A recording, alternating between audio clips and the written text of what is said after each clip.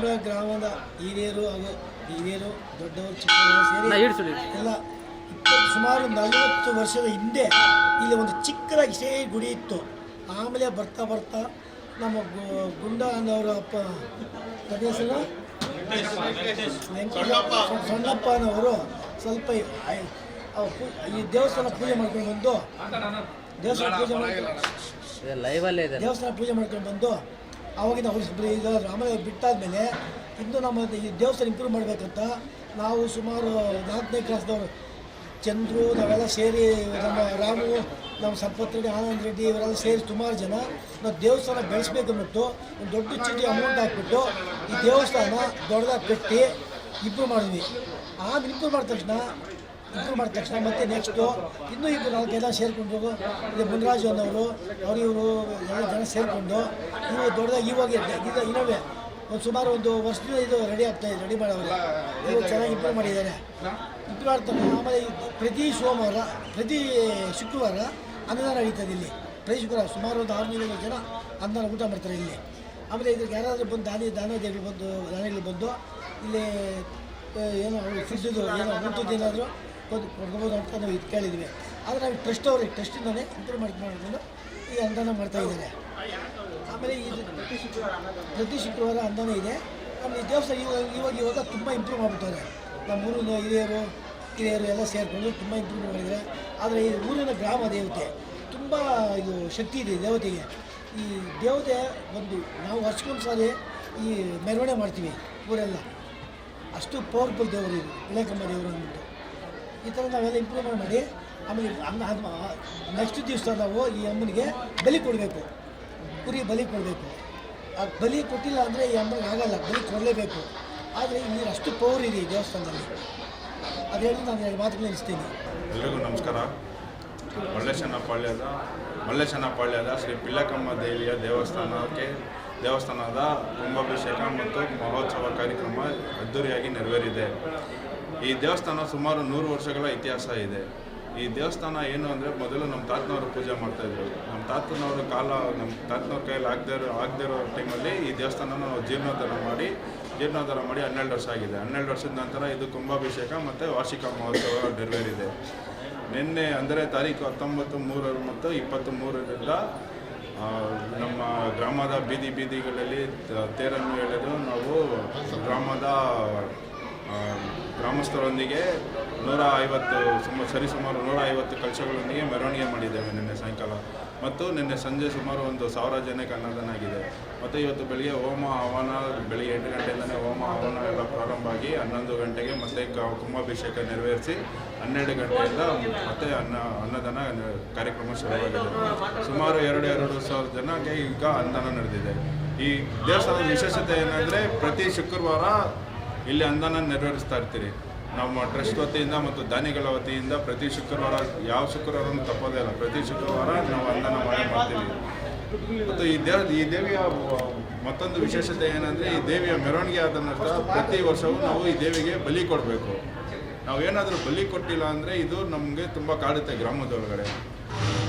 So ಈಗ ನಾವು ಈ ಕಾರ್ಯಕ್ರಮ ಏನು ನೆರವೇರಿಸಿದ್ರೋ ಇದು ನೆರವೇರಿಸಿದ ಮರುದಿನ ಅಂದರೆ ಈ ನೆಕ್ಸ್ಟ್ ಭಾನುವಾರ ನಾವು ಬಲಿ ಕೊಡಬೇಕಾಗುತ್ತೆ. ಅಮ್ಮನವ್ರಿಗೆ ಬಲಿ ಕೊಟ್ಟು ನಾವು ಅದರಲ್ಲಿ ಪ್ರಸಾದ ಥರ ಊರಿನ ಹಿರಿಯರು ಮತ್ತು ಮುಖಂಡರ ಮನೆಗಳಿಗೆಲ್ಲ ನಾವು ಸ್ವಲ್ಪ ಈ ಕುರಿ ಮತ್ತು ಕೋಳಿ ಏನು ಬಲಿ ಕೊಟ್ಟಿರ್ತೀರೋ ಅದನ್ನೆಲ್ಲ ನಾವು ಕಳಿಸಿ ಅದನ್ನು ಪ್ರಸಾದ ಥರ ಸ್ವೀಕರಿಸ್ತೀವಿ.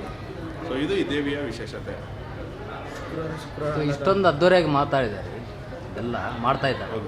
ಇದೆಲ್ಲ ಏನು ಹಿಂಗಿದೆ ಎಲ್ಲರೂ ಹಾಕೊಂಡು ಮಾಡೋದು. ಇಡೀ ಊರವರೆಲ್ಲ ಸೇರಿ ಹಾಕ್ಕೊಂಡು ನಾವು ಈ ಕಾರ್ಯಕ್ರಮನ ಮಾಡೋದು. ನಾವು ಒಬ್ಬರು ಮತ್ತು ನಮ್ಮದು ಒಂದು ಟ್ರಸ್ಟ್ ಅಂತಲ್ಲ, ನಮ್ಮದು 4 ಟ್ರಸ್ಟ್ ಇದೆ. ಮಲ್ಲೇಶನಪಾಳ್ಯ ನಾಗರಿಕರ ಕ್ಷೇಮಾಭಿವೃದ್ಧಿ ಅಂತ ಒಂದಿದೆ, ಮತ್ತು ಜಲಕಂಠೇಶ್ವರ ಕ್ಷೇಮಾಭಿವೃದ್ಧಿ ಸಂಘ ಅಂತ ಒಂದಿದೆ, ಮತ್ತು ಸಾಯಿಬಾಬಾ ಟ್ರಸ್ಟ್ ಇದೆ, ಗಣೇಶ ಟ್ರಸ್ಟ್ ಇದೆ, ನಮ್ಮ ಪಿಳ್ಳಕಮ್ಮ ದೇವಿದೆ ಒಂದು ಟ್ರಸ್ಟ್ ಇದೆ.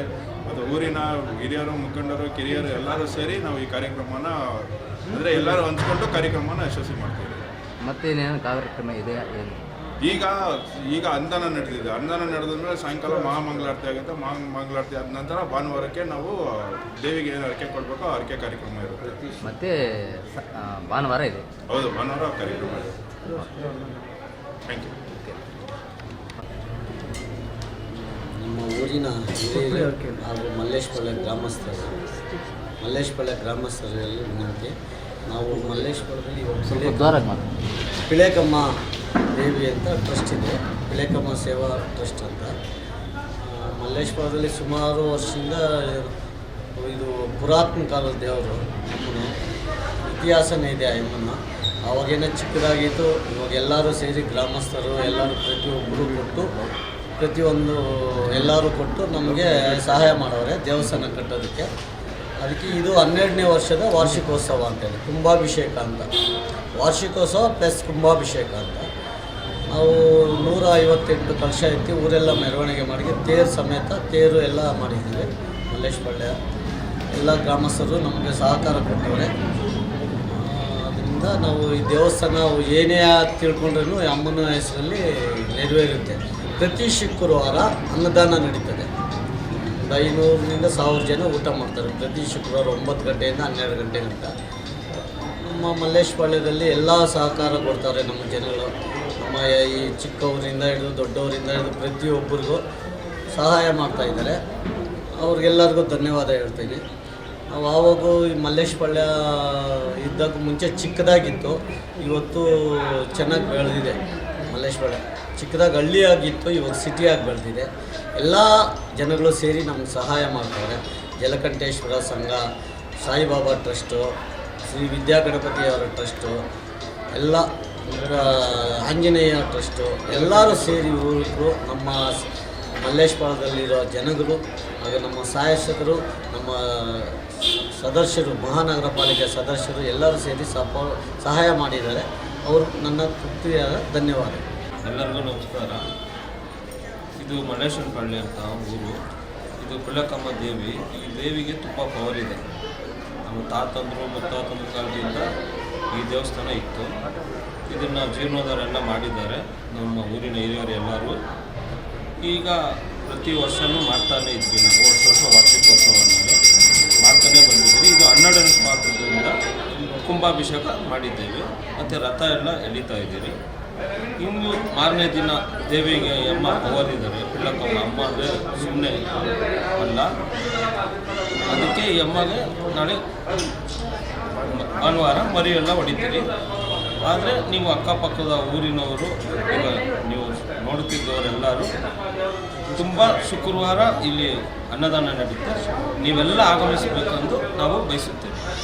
ಇದು ಯಾವಾಗಲೂ ಒಂದು ವಾರಕ್ಕೂ ಇರ್ತದಲ್ಲ, ಸೋಮವಾರ ಅಲ್ಲೇ ಹಾಕ್ತಾರೆ ಊಟ. ಮತ್ತು ಇಲ್ಲಿ ಇಲ್ಲಾಂದರೆ ಸಾಯಿಬಾಬಾ ಟೆಂಪಲು ಎಲ್ಲ ಹಾಕ್ತಾರಲ್ಲ, ಇದಕ್ಕೆ ಏನಕ್ಕೆ ಬರ್ತದೆ? ಇದು ಟ್ರಸ್ಟಿಂದ ಬರ್ತದೆ, ಇಲ್ಲಾಂದರೆ ನೀವೆಲ್ಲ ಎಲ್ಲ ಅವ್ರವ್ರ ಟ್ರಸ್ಟಿಂದನೇ ಮಾಡ್ತಾ ಇದ್ದೀರಿ. ಹಾಗೂ ಭಕ್ತಾದಿಗಳು ದಾನ ಧರ್ಮ ಎಲ್ಲ ಕೊಡುವವರು ಕೊಡ್ಬೋದು. ಇಲ್ಲಿ ಈಗ ಸೋಮವಾರ ನಮ್ಮ ಶಿವನ ದೇವಸ್ಥಾನದಲ್ಲಾಗುತ್ತೆ, ಇಲ್ಲಿ ಶುಕ್ರವಾರ ನಡೆಯುತ್ತೆ, ಸಾಯಿಬಾಬಾದಲ್ಲಿ ಗುರುವಾರ. ಹಾಗಾಗಿ ಇಲ್ಲಿ ಗಣೇಶನ ದೇವಸ್ಥಾನದಲ್ಲೂ ಯಾರನ್ನೋ ಮಾಡಿಸ್ಬೋದು, ಅವರು ಮಾಡ್ತಾರೆ. ನಮ್ಮ ಆಂಜನೇಯ ದೇವಸ್ಥಾನದಲ್ಲೂ ಮಾಡ್ತಾರೆ. ಸ್ವಲ್ಪ ಜೋರಾಗಿ ಮಾತ್ರ. ಆಸಕ್ತಿಯಿಂದ ಬರ್ತಾರೆ. ನಮಗೆ ಭಕ್ತಿಯಿಂದ ತುಂಬ ಜನ ಬರ್ತಾ ಇದ್ದಾರೆ. ಊರಿಂದ ಬೇರೆ ಊರಿಂದ ಬರ್ತಾ ಇದ್ದಾರೆ. ಅಮ್ಮನ ಚೆನ್ನಾಗಿ ದರ್ಶನ ಮಾಡ್ತಾ ಇದ್ದಾರೆ. ಹೇಳಿದ್ದೆಲ್ಲ ಕೆಲಸ ಎಲ್ಲರಿಗೂ ಆಗ್ತಾಯಿದೆ. ಆ ಅಮ್ಮನ ಎಲ್ಲರೂ ಆಚರಿಸ್ತಾ ಇದ್ದಾರೆ. ಅಮ್ಮ ತುಂಬ ಊರಿಂದ ಊರಿಂದ ಬಂದು ಕೇಳ್ತಾ ಇದ್ದಾರೆ. ಭಕ್ತಿಯಿಂದ ಏನೇನು ಮಾಡ್ತೀನೋ ಕೆಲಸ ಆಗ್ತಾಯಿದೆ. ಮಲ್ಲೇಶ್ಪಾಳ್ಯ ಗ್ರಾಮ ದೇವತೆ, ಮಲ್ಲೇಶ್ಪಾಳ್ಯ ಗ್ರಾಮ ದೇವತೆ ಪಿಳಕಮ್ಮ ದೇವಿ ಗಟ್ಟಿಗೆ ಮಾತ್ರ. ಸೊ ತುಂಬ ಕಾರ್ಯಕ್ರಮಗಳು ನಡೆಸ್ತಾ ಇರ್ತಾರೆ. ಪ್ರತಿ ಶುಕ್ರವಾರ ಆಗಲಿ ದೇವರಿಗೆ ಅಭಿಷೇಕ, ನೈವೇದ್ಯ ಪ್ರಸಾದ ಎಲ್ಲ ಪ್ರತಿ ಮನೆಗೂ ಸೇವೆಯಾಗಿ ತಲುಪಿಸ್ತಾರೆ. ಆಮೇಲೆ ಮತ್ತೆ ಬರೋ ಭಾನುವಾರ 23ನೇ ತಾರೀಕು ಅಮ್ಮನಿಗೆ ಒಂದು 10 ಕುರಿ ಅನ್ನೊಂದು ಕುರಿ ಬಲಿ ಕೊಡೋ ಥರ ನಿರ್ವಹಣೆ ಮಾಡಿದ್ದಾರೆ. ಹಿರಿಯರು, ದೊಡ್ಡವರು, ಊರಿನ ದೊಡ್ಡವರು, ರಾಜು ಆಗಲಿ, ನಾರಾಯಣ ಸ್ವಾಮಿ, ಆನಂದ್ ಅವರು, ಸಂಪತ್ ರೆಡ್ಡಿ ಅವರು ಅವರೆಲ್ಲ ನಿರ್ವಹಿಸಿದ್ದಾರೆ. ಸೊ ಅಮ್ಮನಿಗೆ ಬಲಿ ಅನ್ನೋದೊಂದು ಪವಿತ್ರವಾದ ದಾನ. ಸೊ ಅಮ್ಮ ಏನು ಕೋರಿಕೆ ನಿರ್ವಹಿಸಿದ್ರು ಅದಕ್ಕೆ ನಾವು ಒಳ್ಳೆಯದು ಅಂತ ಕೇಳ್ಕೊಂತೀವಿ. ಸೊ ಇನ್ನು ಮಲ್ಲೇಶ್ಪಾಳ್ಯಗೆ ಒಳ್ಳೆಯದಾಗಲಿ ಅಂತ, ಮಲ್ಲೇಶ್ಪಾಳ್ಯ ಊರು ಜನರಿಗೆ ಒಳ್ಳೆಯದಾಗಲಿ ಅಂತ ಕೇಳ್ಕೊಂಡು ನನ್ನ ಮಾತು ಮುಗಿಸ್ತೀನಿ. ಎಲ್ಲ ವರ್ಷನೂ ಪಿಳ್ಳಕಮ್ಮನ ಸ್ವಲ್ಪ ಜೋರಾಗಿ ಮಾತಾಡಿ. ವರ್ಷನೂ ಪಿಳ್ಳಕಮ್ಮನ ದೇವಸ್ಥಾನ ಚೆನ್ನಾಗಿ ನಡೀತಾ ಇತ್ತು. ವರ್ಷಕ್ಕೋಸ್ಕರ ಈ ವರ್ಷ ಕುಂಭಾಭಿಷೇಕ 12ನೇ ವರ್ಷದಲ್ಲಿ ನಡೆದಿದೆ. ಭಾಳ ಅದ್ದೂರಿಯಾಗಿ ನಡೆದಿದೆ. ಇಲ್ಲಿ ಈ ಊರಿನ ಎಲ್ಲ ಮುಖಂಡರು, ಗ್ರಾಮಸ್ಥರು, ಮತ್ತೊಬ್ಬರು ಪಕ್ಕದೂರವರು ಎಲ್ಲರೂ ಸಹಕಾರ ಕಲೆಕ್ಷನ್ ಮತ್ತೊಂದಿದೆ. ಇಲ್ಲಿ ಅನ್ನದಾನ ಮತ್ತೊಂದು ಎಲ್ಲ ವರ್ಷ ನೋಡಿಕೊಂಡು ತಾಯಿ ಸೇವೆ ಚೆನ್ನಾಗಿದೆ.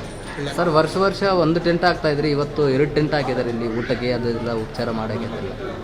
ಅವೆಲ್ಲ ದೇವ್ರ ದಯೆಯಿಂದ ಎಲ್ಲ ದೇವರೇ ಎಲ್ಲ ಮಾಡಿಸ್ಕೊಳ್ತಾರೆ. ಅಷ್ಟೊಂದು ಜನ ಬಂದಿದ್ದಾರಂತ ನಿಮ್ಗೇನು ಗೊತ್ತಾಯ್ತು? ಅಷ್ಟೊಂದು ಜನ ಅಂದರೆ ಅದು ನಡೀತಾ ಇದೆ ದೇವ್ರ ಸೇವೆ. ಇನ್ನೂ ಹೆಚ್ಚಿನ ಜನಗಳು ಲೆಕ್ಕಗಳು ಕರೆಕ್ಟಾಗಿ ಸಿಗ್ತವೆ. ಕನಿಷ್ಠ ಪಕ್ಷ ಒಂದು 3,000 ಇನ್ನು ಸಾಯಂಕಾಲ ಬರ್ಬೋದು ಜನಗಳು. ಅಲ್ಲಿವರೆಗೂ ಅನ್ನದಾನ ನಡೀತಾ ಇದೆ.